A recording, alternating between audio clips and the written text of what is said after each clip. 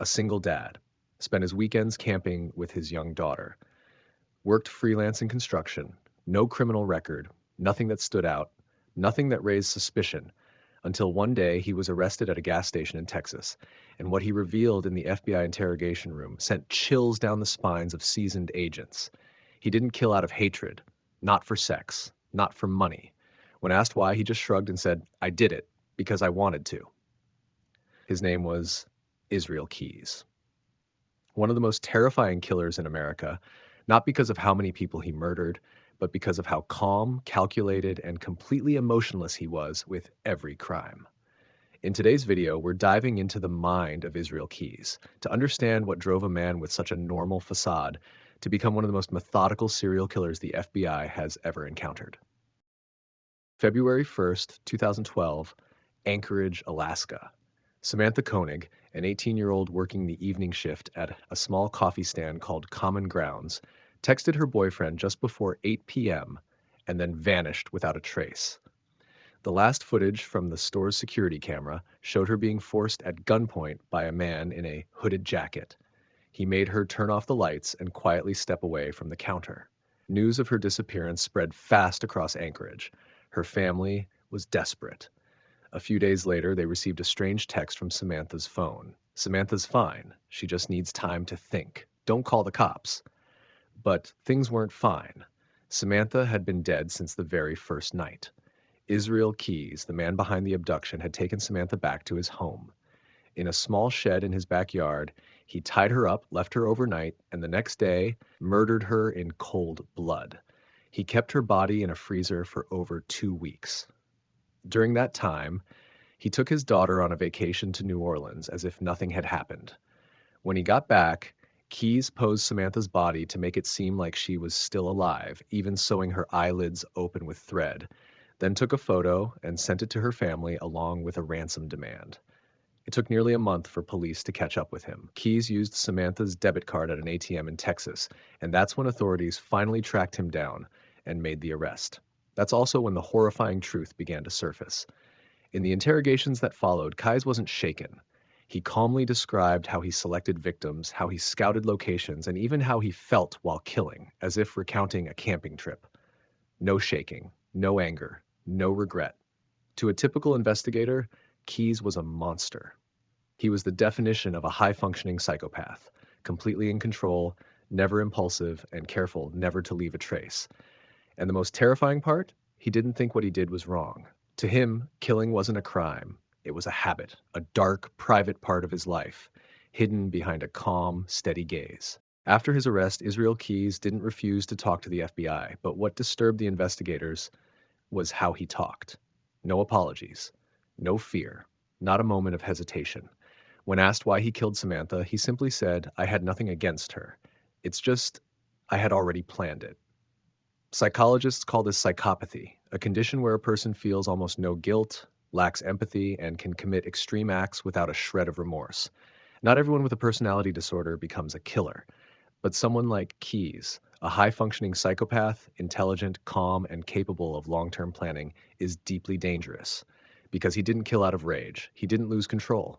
He killed because he wanted to. Like a personal hobby he had plotted out over years. Keyes admitted to stashing murder kits, containers filled with rope, duct tape, acid, guns, across multiple states. Some of these were buried 1 to 2 years before he actually used them. That tells us this wasn't impulsive. This was scripted. Like a twisted film director, he staged everything. And he even said it himself. "I didn't kill out of emotion, I planned it. I planned it. Very clearly. It had nothing to do with feelings." And that's how he managed to live a double life. By day, a calm father, a hardworking contractor. By night, a predator. I've always believed the most dangerous killers aren't the ones who lose their temper. They're the ones who can murder you and feel absolutely nothing. Israel Keyes was that type. On the PCLR scale, a tool developed by Dr. Robert Hare to assess psychopathy, Keyes is believed to have scored extremely high. He checked all the boxes: superficial charm, pathological lying, manipulation, lack of empathy, antisocial behavior, and no remorse. But maybe the most disturbing part was how logically he framed it all. To him, murder wasn't a moral issue. It was strategy, routine, a calculated part of his life. And when I saw him smile in that interrogation room, I realized something. Some killers don't need a reason. They just need an opportunity and time.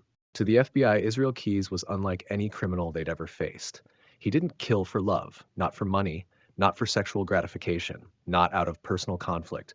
The usual motives investigators use to categorize serial killers didn't apply to him.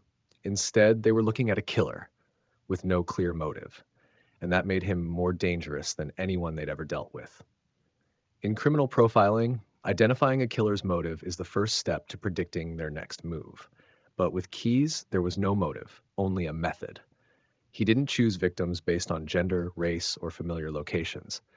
He drove thousands of miles to avoid patterns. He bought plane tickets, rented cars, used burner phones, ditched equipment, and picked victims at random. And every time he killed, he made sure nothing tied one crime to the next. In other words, he moved like a ghost. No behavioral trail. A killer without a signature pattern. And that left investigators grasping in the dark. How do you catch a killer when you don't know who, when, or why he'll strike? That's why the FBI gave him a chilling nickname, the most meticulous and terrifying serial killer you've never heard of. One FBI agent said it best: if Israel Keyes hadn't slipped up by using her ATM card, we may never have caught him, and that's the scariest part. From a criminal psychology standpoint, Keyes was a true anomaly. He didn't fit any of the FBI's standard profiles. Psychologists had to rethink how they classified killers, not by motive, but by behavior and logic. He didn't act out of emotion, so there were no emotional warning signs. He wasn't psychotic. He knew exactly what he was doing was wrong, and he did it anyway. He wasn't impulsive, so he left almost no room for mistakes. That's the deadly triangle of a high-functioning, emotionless killer. Keyes admitted to killing at least 11 people, but he never revealed the full list. In fact, he deliberately toyed with the FBI, threatening to withhold more confessions if they rushed his execution. In December 2012, before he could stand trial, Israel Keyes took his own life in his jail cell. On the concrete floor, he used his own blood to draw a skull and 13 X's, possibly marking the true number of victims. To this day, no one knows how many people he really killed. How many bodies are still undiscovered? How many murder kits remain buried, hidden across the US? But what haunts me most isn't the number of victims. It's how calmly he described each death, as if he were recalling a camping trip or a routine hunting expedition. And that's when you realize some killers don't lose their humanity. They never had it to begin with. What do you think? If someone can kill without feeling a thing, leave no trace, and live a completely normal life, how would we ever truly recognize them in our everyday world? Can psychology really help us stop someone like Keyes before they strike?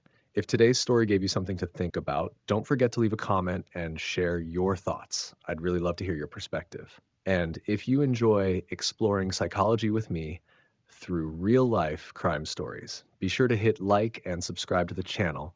There are plenty more stories waiting to be told. See you in the next video.